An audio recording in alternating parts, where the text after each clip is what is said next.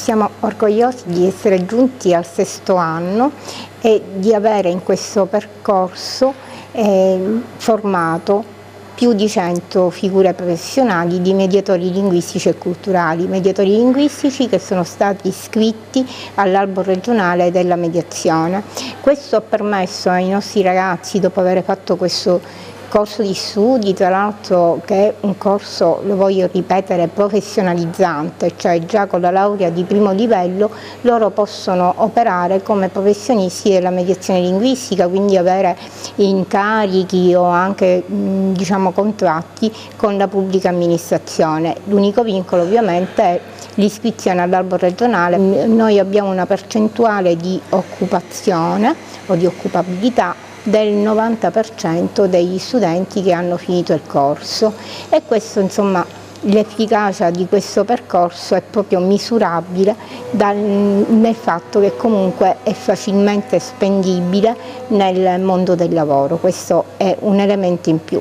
Oltre alla conoscenza delle lingue, noi facciamo 4 lingue diverse: inglese, francese, spagnolo, e ovviamente con 500 ore più i tirocini formativi e gli stage anche all'estero di arabo, e questo permette a questi ragazzi di avere una conoscenza veramente reale, quindi immediatamente spendibile nell'attività lavorativa, di quello che è una lingua che, così come l'inglese, è adesso la lingua della finanza, la lingua molto utilizzata anche nelle aree commerciali internazionali. Quest'anno abbiamo delle rilevanti novità nel corso.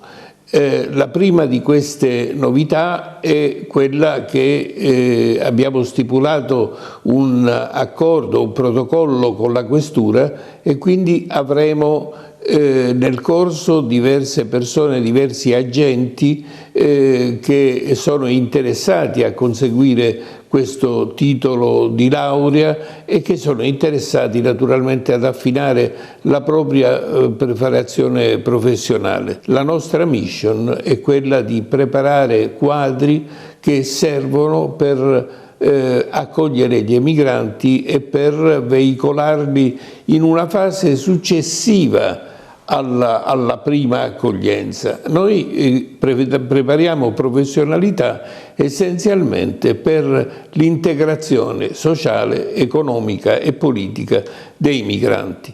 Da quest'anno avremo anche una novità fondamentale, che è quella dell'Erasmus. Daremo la possibilità ai nostri studenti di frequentare corsi e di fare esami curricolari presso altri paesi europei con cui abbiamo stipulato la convenzione. Questo corso rappresenta una grande opportunità non solo per gli italiani che hanno voglia di imparare l'arabo e di fare i mediatori culturali, ma soprattutto per le seconde generazioni dei figli di immigrati che hanno un diploma di scuola media superiore e che conoscono già l'arabo. Noi abbiamo delle richieste continue da parte di persone che chiedono queste professionalità che sono richiestissime nel mercato del lavoro.